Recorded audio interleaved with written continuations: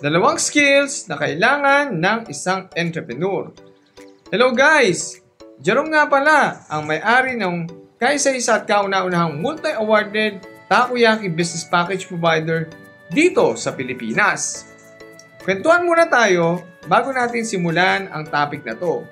So nung bata ako, hindi ko talaga maintindihan kung anong ibig sabihin ng salitang entrepreneur. Kung third year high school ako, tinanong sa akin to ng isa sa mga teachers namin, si Sir Makalalad. So, hello sa'yo, Sir Makalalad. Na kung ano ba ang entrepreneur. So, nakalimutan ko na yung sagot ko actually. Pero mali yung sagot ko. Ipinaliwanag niya sa amin kung ano ang entrepreneur. So, ang entrepreneur pala, ito yung mga taong nagtatayo ng mga businesses. So, yun yung basic na paliwanag niya sa amin noong kami mga high school pa. And as time progresses, may mga nakilala akong mga bagong teachers. Isa na dyan sa katauhan ni Robert Kiyosaki na na-meet ko pa in person noong 2015. So ngayon, naintindihan ko na ang definition ng entrepreneur at syempre, ang dalawang pinaka-importanting skill na kailangan ng isang entrepreneur. Sa totoo lang mga kapandalisan, napakaraming skill ng isang entrepreneur. Pero hindi naman niya kailangan maging skillful sa lahat ng aspeto. Kailangan meron lang siyang alam ng mga basics na skills sa mga kailangan niyang skill sa kanyang kumpanya.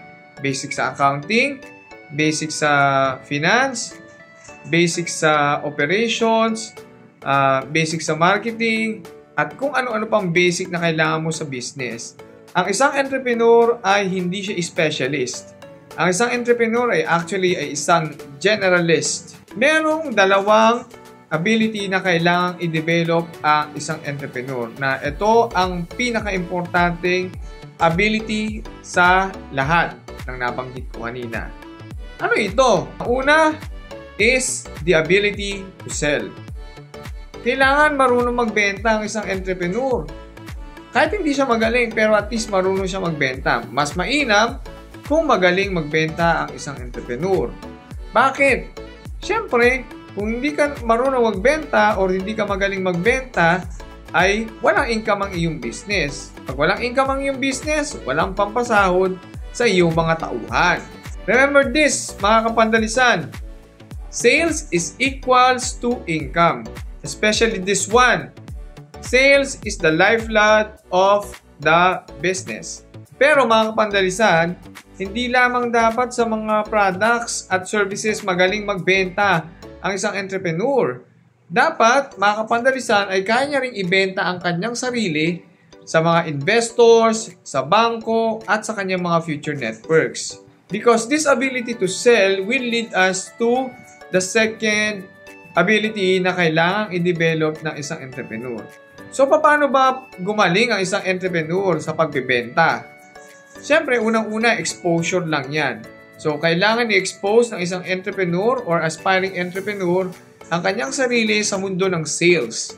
Kung ikaw ay bagong graduate lamang or gusto mo maging entrepreneur in the future, ay magpalit ka ng profession or pumasok ka ng sales. O kung hindi ka matanggap-tanggap sa mga trabaho na related sa sales, ay pumasok ka na lang ng multi-level marketing.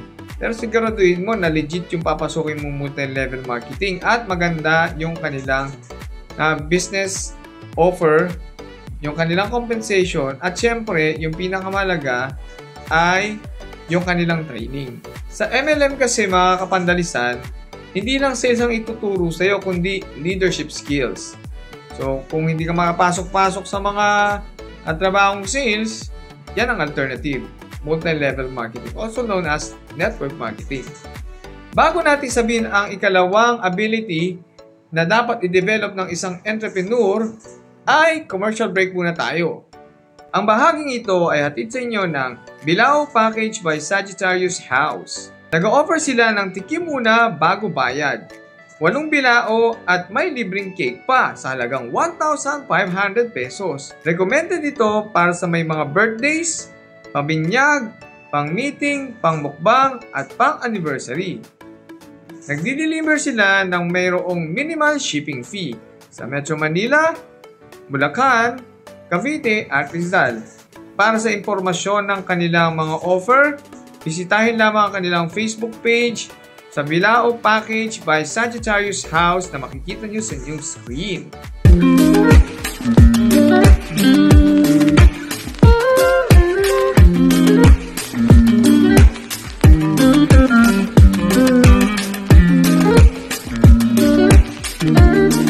So yun na nga mga kapandalisan. Ang ikalawang ability na kailangang i-develop ng isang entrepreneur ay ang ability to raise income.